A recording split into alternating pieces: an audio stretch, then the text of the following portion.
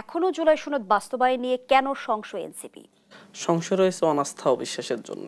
যখন আপনি বলবেন যে হচ্ছে আপনার দলের কোনো সিনিয়র নেতা যখন বলে যে হচ্ছে মানুষকে না ভোট দেওয়ার জন্য উৎসাহিত করে, যখন কেউ বলে জুলাই সনদ দরকার নেই, তখন তো আমাদের অবিশ্বাস থাকবে। কাদের প্রতি অনাস্থা অবিশ্বাসের কথা বলছেন? অবিশ্বাস অনাস্থা বলতেছে যে সকল রাজনৈতিক দলের নেতারা এই কথাগুলা বলে, জুলাই সনদের কোনো প্রয়োজন নেই, মানুষ যেন না ভোট দেয় সেটার জন্য আমরা ক্যাম্পেইন করব, এই ধরনের কথা যখন আসে বিভিন্ন পর্যায়ের নেতাদের কাছ থেকে, তখন তো আমাদের অবিশ্বাস জন্মাবে। কারণ আমাদের অতীত অভিজ্ঞতা তো ভালো না।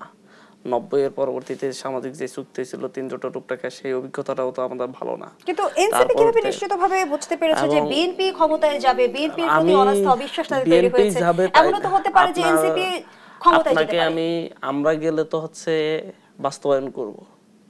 যদি জামাত চাই তারা কতটুকু বাস্তবায়ন করবে, যদি বিএনপি যে কতটুকু বাস্তবায়ন করে, তো মানুষ সিদ্ধান্ত নেবে। মানে অন্যান্য দলের প্রতি আপনারা আস্থা রাখতে পারছেন না? আস্থা রাখার পরিবেশটা তো নাই। কারণ হচ্ছে সকালে এক কথা, দুপুরে এক কথা, বিকেল আরেক কথা বললে আস্থা কিভাবে থাকবে?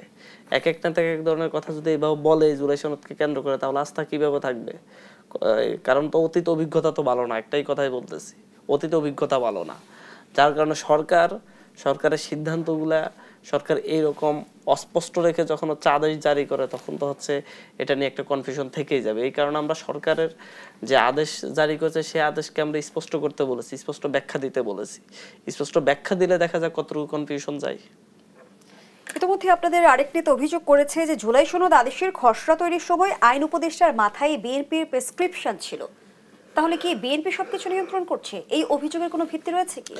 এটা ধারণা করা হতে পারে। আমার দলের এক নেতা বলেছেন, আমি সেটাকে এখানে দলীয় স্ট্যান্ড হিসেবে আমি ব্যাখ্যা করতে চাচ্ছি না, কারণ আমি জানি না আসলে হচ্ছে আমার জায়গা থেকে যে হচ্ছে এটা কে রচনা করছে। আমি মনে করি এই সরকার রচনা করছে, এই সরকারই সেখানে সাইন করার জন্য রাষ্ট্রপতির কাছে পাঠিয়েছে অনুমোদন দিয়ে। সুতরাং হচ্ছে এটা পুরো সরকারকে দায় নিতে হবে। যদি এখানে বিএনপির ভাষ্য প্রাধান্য পাই কিংবা জামাতের ভাষ্য প্রাধান্য পাই, সেই ক্ষেত্রে আমরা সরকারকে দায়ী করব, আমি কোনো ব্যক্তিকে দায়ী করতে রাজি না।